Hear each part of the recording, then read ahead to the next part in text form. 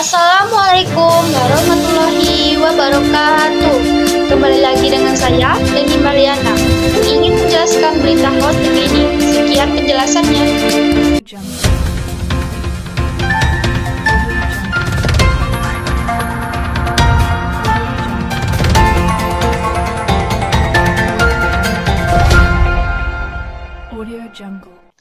Juliari Batubara resmi mendekam di rumah tahanan KPK Polda Jaya Guntur per Minggu. Usai menjalani pemeriksaan sebagai tersangka dalam dugaan kasus, ia juga akan menjalani tes kesehatan, kemudian diisolasi mandiri sebelum dijebloskan ke tahanan. Sebelum meninggalkan KPK dan menuju rutan Juliari tempat berujar dan mengikuti proses yang dilakukan penyelidikan di KPK, dirinya juga sempat memberi sinyal mundur sebelum masuk ke mobil tahanan KPK. Ya, nanti saya akan bisikin surat pengunduran diri, kata Juliari di gedung KPK, Jakarta Selatan. Juliari tak mengatakan secara detail kapan dirinya akan mundur. Dia langsung masuk ke mobil tahanan dan menutup pintu ke belakang. Komisi Pemberantasan Korupsi (KPK) terus mendalami dugaan aliran suap pengadaan dana bansos COVID-19 yang menjerat bansos Juliari Batubara.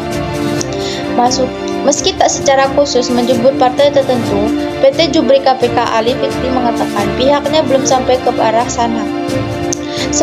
Selain sebagai Menteri Sosial, Juliari Batubara memegang jabatan di PDI sebagai Wakil Bendahara Umum.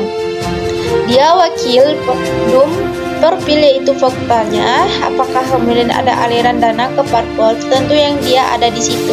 Ini kan bagian materi penyelidikan.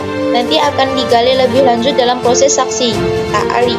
Menurut Ali, penyelidikan masih memfokuskan untuk melakukan penyelidikan terhadap Juliari sebagai tersangka penerima suap. Apakah kemana dan selanjutnya itu kan nanti baru dikembangkan, katanya.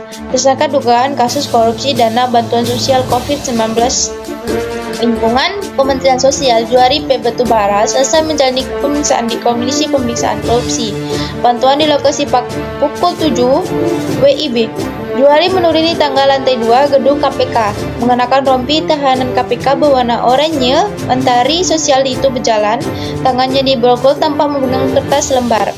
Sedangkan AW selaku penjabat membuat komite PPK Kemensos yang ikut terlibat dalam dugaan kasus ini juga menyiti Juliari di belakangnya. Dirinya juga mengenakan rompi berwarna senada dengan Juliari. KPK akan melakukan cek kesehatan kepada Menteri Sosial ini sebelum dijebloskan ke tahanan. Karena itu Juliari akan diisolasi mandiri selama 14 tahun sebelum dijebloskan ke tahanan.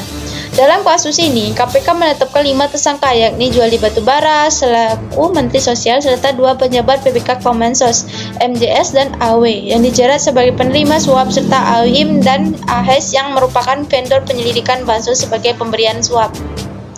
Ketiga tersangka lainnya itu sudah ditahan terlebih dahulu, sementara Juliari dan AW harus menyerahkan diri setelah KPK menetapkan keduanya sebagai tersangka. Kita tidak mengatakan terbatas dalam bansos saja, tapi setiap tindakan pidana korupsi tentu tidak akan lepas dari pekerjaan KPK.